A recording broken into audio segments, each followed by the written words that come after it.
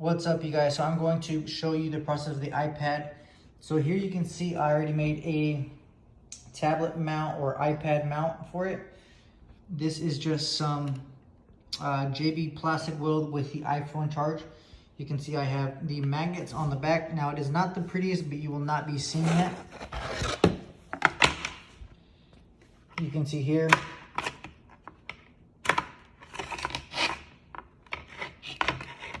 So I'll be showing you guys how we are going to be covering up this and bringing this all the way to the edge and cleaning all this up.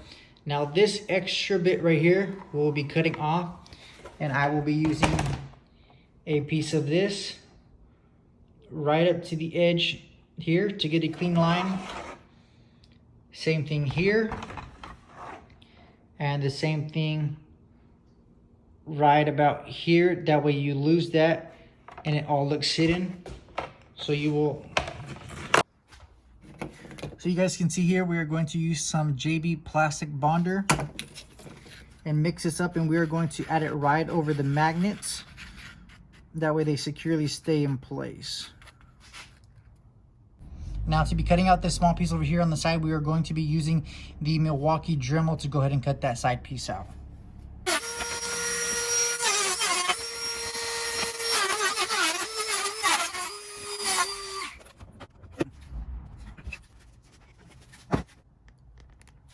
You guys can see here we have this mocked up.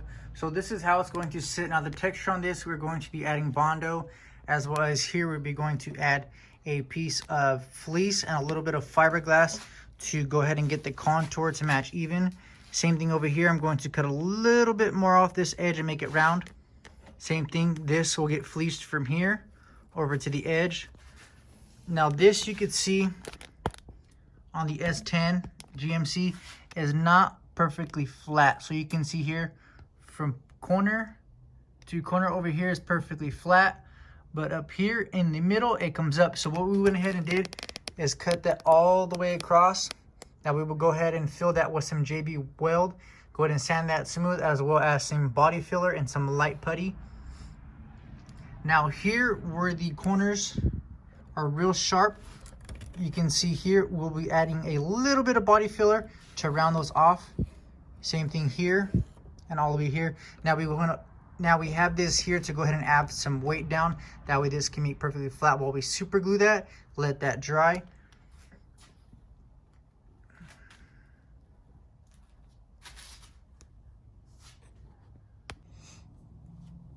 All right, so what we're going to do now, you guys, is we are going to fill in this tiny little gap. So that way we don't have no JB weld that leaks through. You guys just want to take a razor blade and clean up some of the little slack that's left over from the Dremel cut.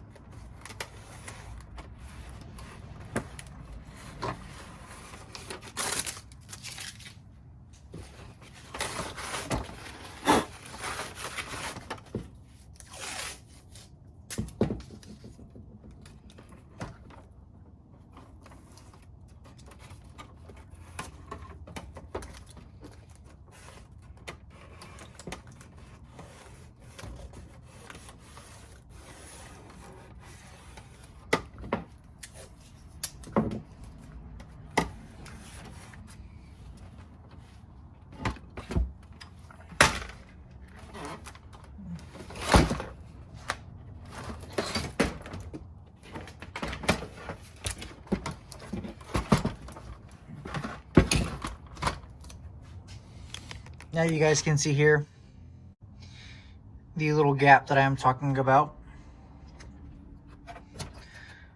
As well as we will be putting some JB weld around this, that way the vent doesn't move. You can see there's a little bit of play. Whenever you cut that piece off, this is attached to the back of this piece right here, this panel. So we will be putting a little bit of JB weld. That way we can get this back in place. That way it no longer moves as well. Oh. Oh.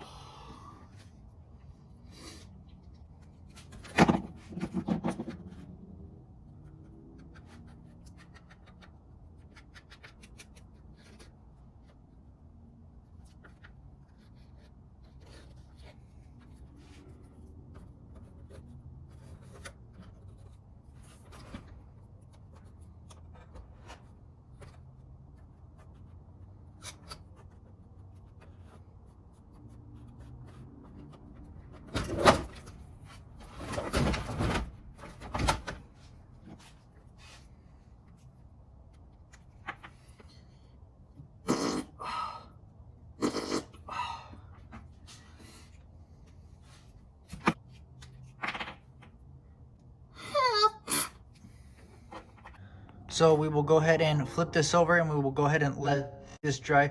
This is a 15-minute bond time. So we will go ahead and let it bond. Sorry you guys, but this is now upside down. So you can see we went ahead and bonded everything. Now I just went ahead and did a light sanding by hand because I don't have my sanding machine. It is at a buddy's house. So I will be picking that up tomorrow, but I wanted to get a rough flat surface on the front that way I can see what I'm working with.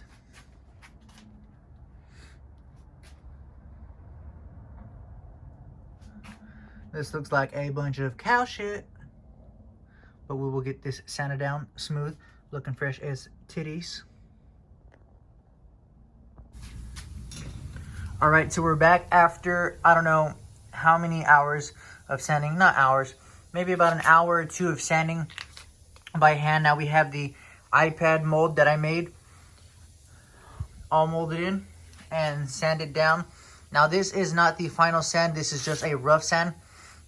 There are some small little pinholes here. You guys can see some small little imperfections.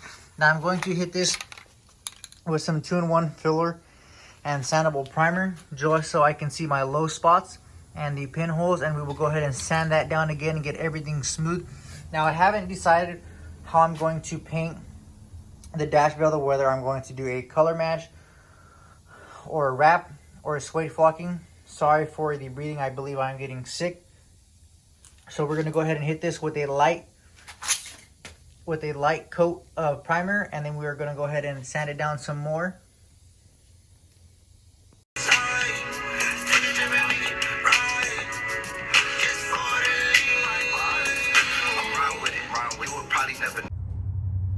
So everything is pretty much done. You can see here we have a small couple spots that we will be hitting with 100 grit just to fill in a small couple imperfections. But other than that, everything is pretty much done. We went ahead and sanded everything down with 80 grit. That we can get all the shine off. That way we can go ahead and get this prepped for paint. Now I am waiting for some flake to come in from Tropical Glitz. That we can go ahead and get this color matched to the color that I will be painting the truck. Since I have everything off, I will be painting it right now. You can see we got all the vents taken off. Now to take off the vents, you pull the vents off, and you can see here there is a couple tabs that you just lift up and pull back. Now you guys can see the iPad sits centered. I don't want to put it in because we do still have some wet Bondo, you guys can see here. So we will get this primed and ready for paint in the next video, and I will show you guys the install of the iPad and as well as installing it. Now you guys are wondering where my AC vents will be. I'm going to do a small cutout right here, pretty much from here, maybe about halfway up. And my AC controls will be behind the iPad as well as my radio. I did not want to cut the wire, splice, and relocate my AC and my radio into the glove box like most people do with the iPad. So I will be showing you guys how to keep all your stuff behind this if you guys are interested in doing an iPad dash on your S10, and it's possible to do it with other vehicles as well.